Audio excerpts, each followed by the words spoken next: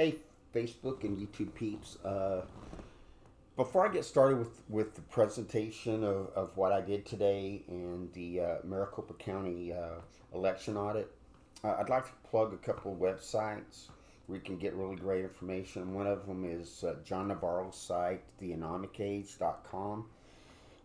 He has incredible guests on there, and he's full of information. John is extremely intelligent, extremely smart. He has a pretty good grasp about what's going on.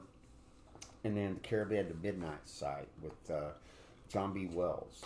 It's a subscription page, but it's cheap. $60 a year, you get access to over 1,600 shows with some of the most prolific whistleblowers and researchers. It's a steal for $5 a month. I've been on that site for about 5 years now, and John B. Wells actually interviewed me. I was on episode 698.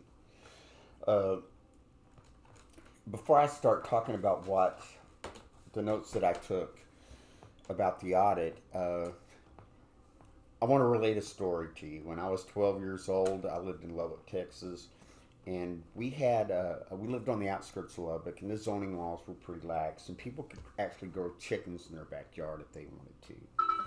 And so our dog got out of the backyard. Well, he part bulldog, part German shepherd, and just a few weeks before that, me and my old brother were fighting in the backyard. My dad came out to take his belt off, and Roper ended up attaching his jaws to my dad's hip. My dad forgot all about beating us and went around chasing the dog. So he was already on thin ice as it was. Well, Roper got out, killed the chickens, and he runs into the backyard. And then we have this neighbor come over and goes, "Your dog just killed 8 of my chickens." And Roper's hiding behind us with blood and feathers hanging from his muzzle. And we look at him, "Oh no, he was here the whole time." Well, that's the way the Democrats are acting about this election here in Arizona, especially Maricopa County, acting like all innocent, like everything was on the up and up. Well, I beg to differ. Okay, the Arizona Senate audit team, of which there was like 1,500 of them, 1,100 of them were volunteers, and there were people from both parties, Democrat and Republican, that went through these ballots. Anytime somebody moved a box of ballots, either one or the other was there. Make sure that everything was copacetic. They had armed guards at night, so nobody could come in, sneak in, and perform any shenanigans. But they went over 2.1 million ballots, and instead of doing a small sample size, they went through every single ballot. Okay, because think about it, if you do a small sample size and you allow the ones that you're auditing to pick the ballots you're able to inspect, you're not going to get a true scope of what actually went on. It'd be like a corporation that being audited by the IRS, and IRS says, "Well, yeah, we're going to audit, but I'm going to let you pick which part of your return that we can inspect." You get laughed out. I mean, because from stem to stern, they audit every single piece of information, make sure the figures add up, and that's the way any audit for an election should be. You don't pick sample sizes, and the Democrats have over 100 lawyers there that are throwing up roadblocks. I mean, they've been stonewalling. They're not giving up the routers, which would have, for a forensic audit, for, the trail of votes. We found out that over 74,000 more ballots were returned than were sent out. Now, I've been working in the mailing industry since 1995, and I've been to about 30 bulk mail centers in the United States. And due to the events of 9/11, the NSA gets a copy of every single piece of mail that goes through what we call an optical code reader, and they compact it into a small file, and it's sent to the big facility in Utah. They can they can put in my name and my address, and they can find out exactly how many pieces of mail were delivered to any particular address, along with the scan, including who sent me the piece of mail and return address. So if they really understood, they could go to the NSA, subpoena the results. Okay, how many pieces of mail were delivered to where the mail-in ballots were sent, and from this particular date to this particular date. And if the numbers don't add up, then you know you got voter fraud. Now, I saw the tabulations of mail-in ballots that had never been trifolded. Now, since I work in the mail industry and I know how the mail works, it's trifolded. It's a third, and a third, folded over. And one of the reasons why they said that they were running votes through, or mail-in ballots through numerous times, was because of the creases in the paper.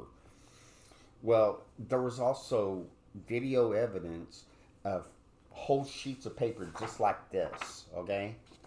Hadn't been trifolded, and they're running them through the scanner. So they weren't mail-in ballots. They were just ballots that were filled out and sent to wherever. So anyway, if they really wanted to figure out exactly how many mail-in ballots were actually sent out and how many were actually returned, all they have to do is pull up these files for every place that where these ballots were sent into, and figure out how many pieces were actually sent there. So anyway, in spite of agreeing to provide the forensic team with the routers and the passwords and system logins and hardware logs, there was a breach of the public server, and with authorized access. I mean, in short, access was easy, and there was no security updates. Hadn't been any security updates since 2014. Now, all you that have got Windows that have as an operating system, or you got the an Apple machine, about every couple of weeks they'll say, "Do not turn off your computer. We're updating your security for malware and whatever patch software that they want to do." Not one single one of these machines have been updated since 2014. There were different thicknesses of ballots, okay? And you think, well, why does that matter? Well, if you're using a Sharpie or a pen and it bleeds through, it could cause anomalies in the counts. And it's just kind of funny.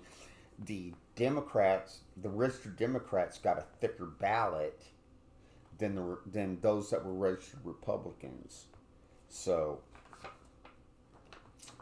they had over 74,000 more ballots that were received than were sent out.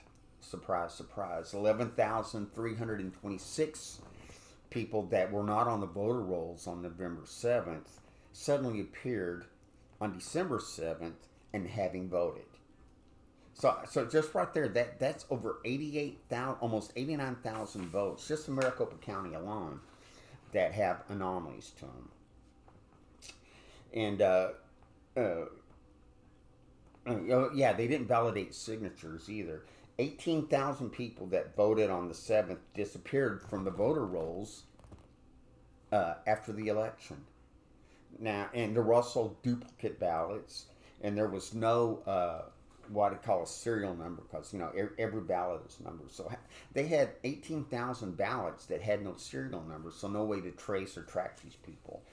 And the Democrat Party and the election committees, they don't want to canvass, because it's okay for them to canvass to try to get you to take a shot, but if we were to ask people who they voted for or if they voted, that would be a security violation. That would be an intrusion of their privacy.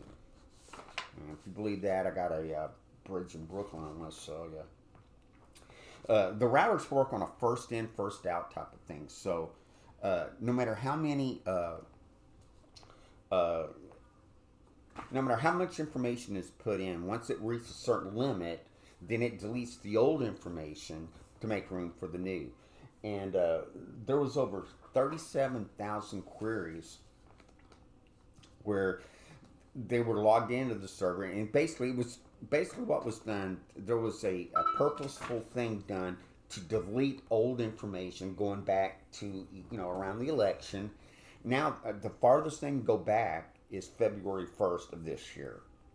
So there was a deliberate attempt to delete the old information on this public server, and there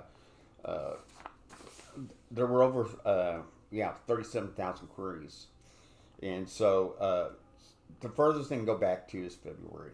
Yeah, I think here's what Biden said: "We put together the greatest voter fraud organization in the history of politics." Well, plugs, Biden told the truth for once in your life. This cannot stand. I've always said, I've been saying this for the longest time, that we live in a banana republic. Well, if you don't believe it now, then you never will. And this is just in Maricopa County alone. There's over 7.2 million people that live in Arizona, and there's probably another million voters that voted in that election, but just in this one county alone, they found over 88,000 votes that are extremely questionable, and we can't even look at the router information to do a forensic evaluation of it. So, and this went on in Georgia, it went on in Wayne County in Michigan, and I think that people are going to find out and they're going to be shocked. Nothing surprises me anymore, unfortunately.